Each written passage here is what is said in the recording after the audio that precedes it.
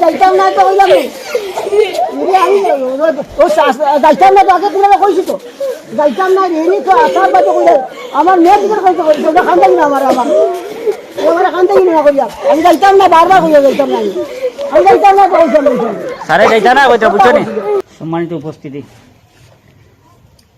শিক্ষা হইল জাতির মেরুদণ্ড আর শিক্ষকরা হলেন শিক্ষার মেরুদণ্ড। সাধারণত যদি কোনো শিক্ষকে কোনো সময় গলত করেন এটা শিক্ষার উপরে আঘাত হয়। তো যেহেতু আজকে আমরা এখানে উপস্থিত হয়েছি একটা শিক্ষা প্রতিষ্ঠান, আজকে এমন এক শিক্ষকরে আপনাদের সামনে আমরা আনতাম চাই আর যান প্রশংসা, যান গুণ সম্পর্কে, যান গুণাবলী সম্পর্কে জানার পরে আমি নিজেও তার ফ্যান হয়ে গেছি। তো আজকে এখানে আবার মুখ্য উদ্দেশ্য হইল আমরা তানে সম্মান জানানি। তো আমি এখন আমরা বরাকখণ্ড পরিবারের আমরা বরাকখণ্ড প্রেসিডেন্ট একের বাইরে কইমু মানে অনুষ্ঠানটা চালাইয়া যাওয়ার লাগিয়া।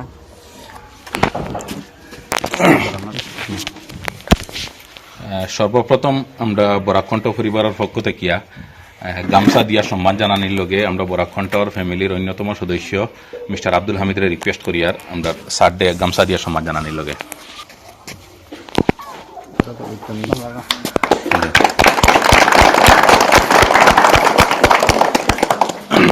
আচ্ছা, স্যারের লগে আলিঙ্গন করার আমারও খুব বেশি ইচ্ছা, তো সবার উপস্থিতিতে আমি চাই।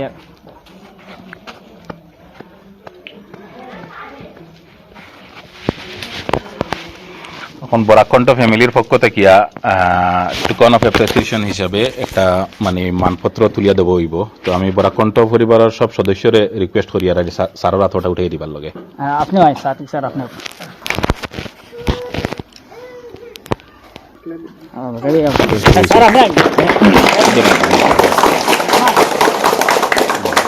আজকে আমরা এখানে উপস্থিত হয়েছি স্যারের ফেয়ারওয়েল সভা হিসাবে। তো যদিও এটা মানে কোনো অফিসিয়ালি মানে সন্তানদের স্কুল ম্যানেজমেন্ট কমিটির পক্ষ থেকে না, মানে আমরা আগে মানে সন্তানালয়ে যোগাযোগ করছি, কারণ আমরা বরাকখণ্ড ফ্যামিলির পক্ষ থেকে স্যারদের সামান্য সম্মান জানাইতাম। ও হিসাবে তাদের খুব সুন্দর করে স্কুল ম্যানেজমেন্ট কমিটি বা স্কুলের যারা টিচিং নন টিচিং স্টাফ আসলা, ইভেন স্কুল ম্যানেজমেন্ট কমিটির প্রেসিডেন্ট সেক্রেটারি থেকে লিগা তারা সব মেম্বার ওইখানে সব উপস্থিত হয়েছেন, বা আশপাশের আরো যেগুলা স্কুল আছে স্কুলেরও অনেক স্টাফ এখানে উপস্থিত হয়েছেন। তো এই জিনিসটা থেকে অনুমান করা যায় যে স্কুলের মাঝে স্কুল ম্যানেজমেন্ট কমিটি, স্কুলের টিচিং নন টিচিং স্টাফ বা যে কমিউনিটি যেটা ইনভলভমেন্ট এটা এখানে অনেক ভালো আছে, এটা থেকে বোঝা গেছে। তো যদিও ফেয়ারওয়েল শব্দটা ইটসেলফ ইজ মানে একটা মানে বেদনাদায়ক শব্দ, ফেয়ারওয়েল কইতেও মানে বোঝা যায় এখানে কোনো একটা মানে দুঃখের কিছু আছে, বিদায় এটা সবসময় খারাপ থাকে। এই স্যার সম্পর্কে আমরা যতটুকু জানতে পারছি, স্যারের অলমোস্ট বোধ 31 বছর স্যারে সার্ভিস করছেন এই স্কুলে। তো স্যারের এই যে লম্বা 31 বছরের যে ডিউটি যেটা করিয়া গেছেন এই স্কুলে, এই ডিউটির সময় আমরা যতটুকু জানতে পারছি যে স্কুল আওয়ার যেটা থাকে টাইম সাধারণত 9টা, তো প্রত্যেক দিন মানে একদিনও এরকম হয়েছে না যে 2 মিনিট বা 3 মিনিট লেট, ইভেন বিফোর টাইমে তাই নাইয়া স্যার মানে স্কুলে প্রত্যেক দিন উপস্থিত হয়। আর সবচেয়ে বড় জিনিস হয়েছে ডিউটিজ এন্ড রেসপন্সিবিলিটিস, দুইটা জিনিস আছে।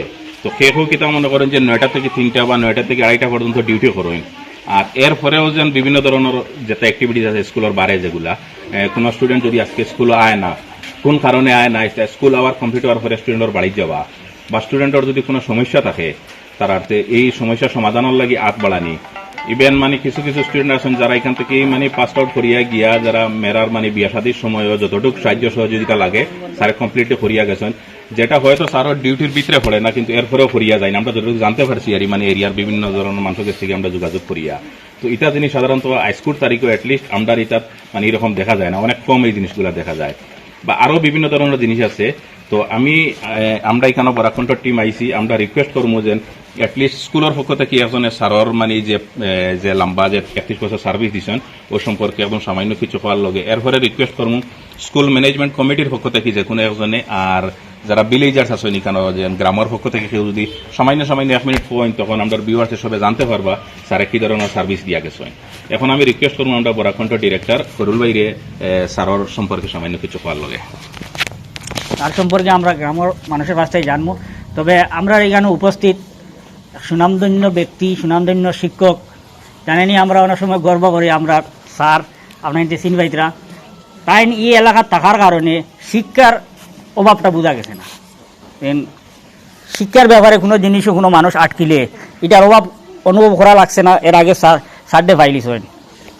আর স্যারের অনেক যেগুলো আছে আমরা এদিকে আপনারা বিভিন্ন জায়গায় আমরা এখান থেকে মানুষ অনেক সময় অনেক মানে শিক্ষাগত কোনো জিনিস নিয়ে সমস্যা হইলে স্যারের লগে যোগাযোগ করি আমরা। তো এইখান থেকে না পাতারকান্দি আসিমগঞ্জ বিভিন্ন এলাকার মানুষ অনেক সময় স্যারের লগে যোগাযোগ করেন। স্যার আমরা মানে সারডে নিয়ে আমরা গর্ব করি। তো আজকে আমি সারডে কম স্যারের দীর্ঘ সময় তার সঙ্গে কাটাইছি এক স্কুলে আসলা। তো নিশ্চয়ই আমরা থেকে অনেক বেস্ট টাইম জানবা। তো সারডে কম সংক্ষেপে মানে আজকে যে ইনগান থেকে গিয়া মানে বিদায় নিছেন গিয়া তার সম্পর্কে দুই একটা কথা বলা। অবসরপ্রাপ্ত শিক্ষকের নাম সালেহ আহমদ। উনি আমাদের স্কুলের বিজ্ঞান শিক্ষক। 1991 ইংরেজির 30 নভেম্বর এই স্কুলে জয়েন করেন। আর তার 31 বছরের কর্মজীবন গতকাল শেষ হয়। তিনি স্কুলে যোগদান করার পর থেকে স্কুলকে নিজের পরিবার হিসেবে ভেবেছিলেন। তিনি সদা সর্বদা স্কুলে থাকতেই ভালোবাসতেন। 9:30 আমাদের স্কুল আরম্ভ হয়, কিন্তু উনি সুদূর করিমগঞ্জ থেকে 8:30 প্রতিদিন স্কুলে উপস্থিত হতে পারতেন।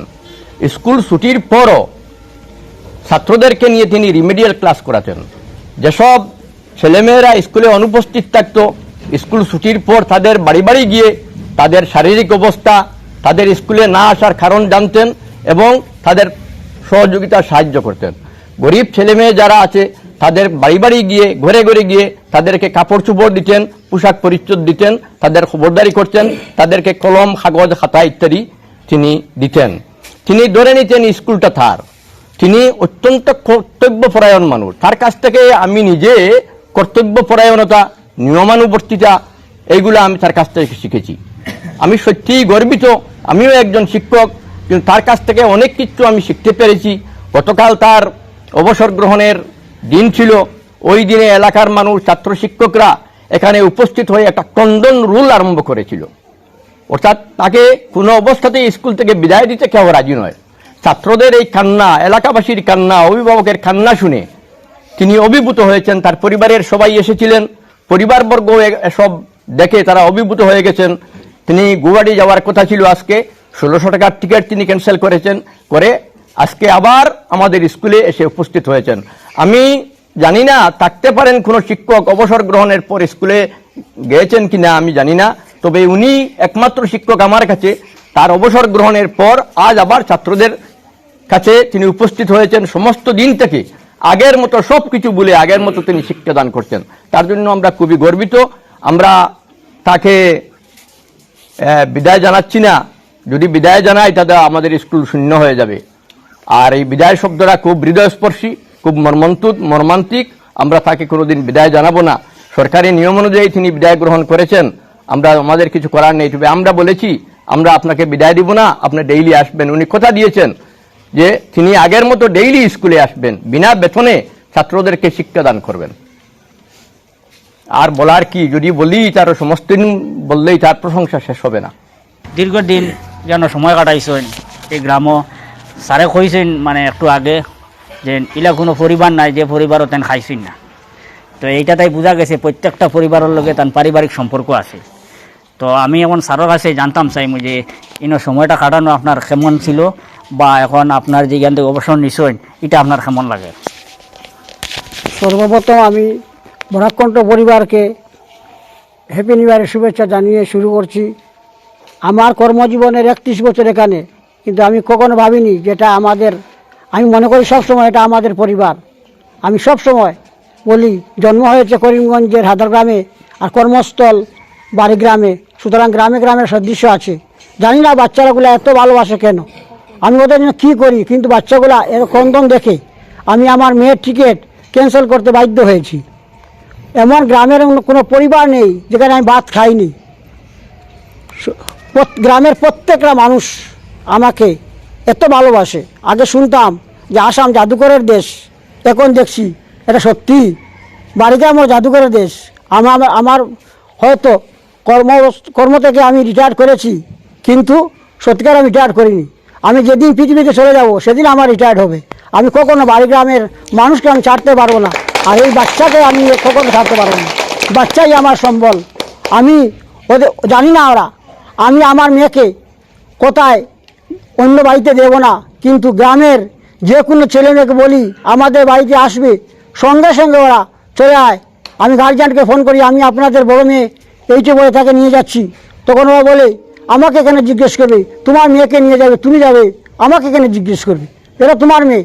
ওরা আমাদের অত্যন্ত ভালোবাসে এবং আমার সহকর্মী, আমার হেড স্যার, গ্রামবাসী, প্রেসিডেন্ট এবং সহকর্মী এবং এলপি স্কুলের সহকর্মী, শিক্ষক শিক্ষিকা সবাই আমাকে এত আনন্দ করেন, আমি মনে করি এখানেই।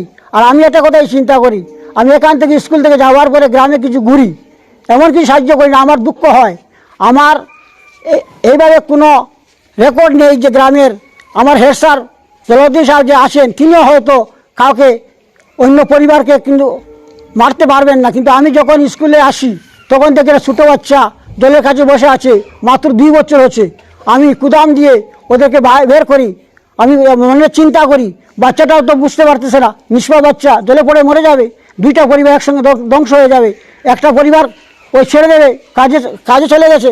কিন্তু আমি সব সময় এই বাড়িগ্রামকে আমি আগেই বলেছি, যেদিন মৃত্যু হবে সেদিন আমি বাড়িগ্রাম ছাড়বো, আর এক পর্যন্ত আমি বাড়িগ্রাম ছাড়তে পারবো না। আমি কী বলবো, আমি সত্যিকারে আমার 3 দিন 4 দিন করে আমি ঘুমাইনি, কেউ জানি না বাচ্চাগুলো আমার জন্য এত কান্নাকাটি করে, আমি ওদের কী করি, আমি আর কী বলবো আপনাদেরকে। হয়তো মানুষ বলবেন, একটা কথা আমার মনে পড়ে, নরেন্দ্র মোদী স্যার প্রধানমন্ত্রী নরেন্দ্র মোদী মার কেটেননি, অনেকে হয়তো সমালোচনা করতে পারে যে উনি মাকে অগ্নি দিয়েই চলে গেলেন কাজে, হয়তো অনেক রকম কন্ট্রোভার্সি আসে। হ্যাঁ, তিনি হয়তো একদিন বসলেন না কেন, এত আদরের মা, এত বছর লালন পালন করেছেন, তিনি বলেছেন না, মা থেকে আমার দেশ বড়। আমি মনে করি যে বাচ্চারাই আমার প্রথম, ছেলেমেয়েরা ওই গ্রামের মানুষই আমার প্রথম, আমার কাছে আমার পরিবার আমার কিছু না। আমার পরিবার এসেছিলেন, দেখে বললেন তুমি আর বাড়িতে বসবেন, আগে বলেছিলেন 31 বছর চাকরি করেছো, একদিনও আমাদের সময় দেওনি, এখন তুমি তোমার বাচ্চাকে নিয়ে স্কুলে যেতে হবে। কিন্তু এগুলো দেখে, বাচ্চাদের কান্নাকাটি দেখে তিনিও বলেছেন না, আজকে সকালে ঘুম থেকে তুলে দিয়েছেন, তুই তাড়াতাড়ি স্কুলে যাও, বাচ্চা তোমার জন্য অপেক্ষা করেছে। আমি যখন স্কুলে আসলাম বাচ্চাগুলা জড়িয়ে দিল আমাকে। আমি সত্যিকারে এইভাবে কোনোদিন যে সামনে আমি কোনোদিন এইভাবে পরিস্থিতির সম্মুখীন হইনি, জানি না কেন বাচ্চাগুলো এত ভালোবাসে আমাকে, সেই জন্য আমি মরা আগ পর্যন্ত তাদেরকে ছাড়তে পারবো না। আর আমি আপনারা আসেছেন, আর আমার আমার অন্তর থেকে আপনাদেরকে অভিনন্দন জানাই, আমি শুভেচ্ছা জানি শেষ করে আমি।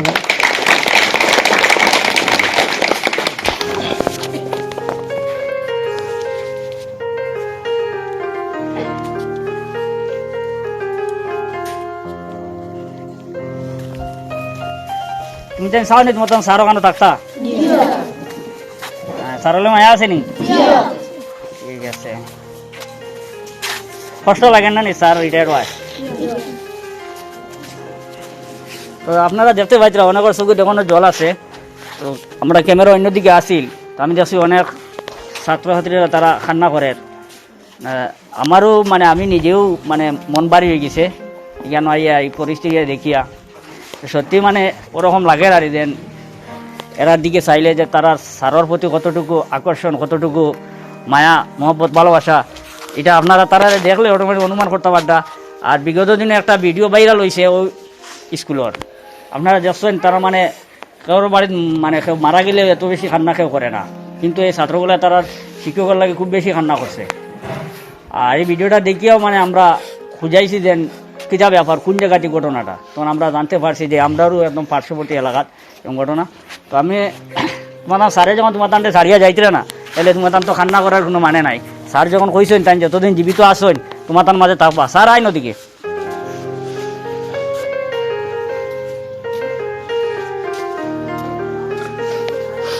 আপনি কইন থাকবা নাই, স্যার থাকবা তোমার তার লোকে বুঝছো না, তাই কইছেন যতদিন জীবিত থাকবা দুনিয়ায় থাকবা, বুঝছো নি? কান্নাকাটি করিও না, স্যার যাইতা নাই।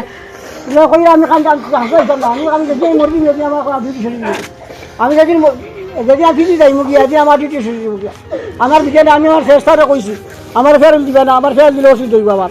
আর আমি বাড়িতে থাকতে পারি জানি না, কিতা লাগে আমার এটা কিতা করলিছেন উঠতেন, আমার ছেলে মেয়ে আমার কিতা করলিছেন, আমার বাড়ি হতো আমার ছেলে মেয়ে কিতা করলিছেন না, আমি যাইতাম না, আমি যাইতাম না, এটা হইলাম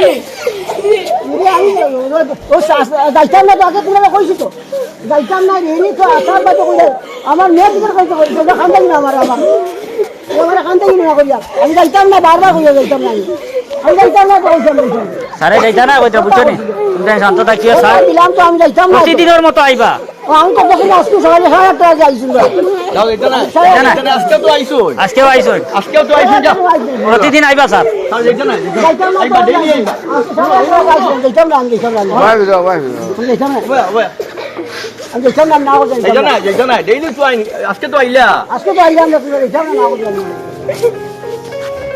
না তো আপনারা আমরার সঙ্গে থাকবা আর এই বাচ্চারা লাগে মানে দোয়া করবা বিশেষ করে আর এরার মানে উজ্জ্বল ভবিষ্যৎ কামনা করি আর আমরা আর চারোদিকের বাঙ্গিয়া পড়ে গেছেন ওই আমরা বসা নাই আমরা কোথাও করবো এই শূন্যস্থান আর পুরনো সালে ভাই হতো একজন সালে লাখো একজন মিলবা কিনা এরকম দেখতে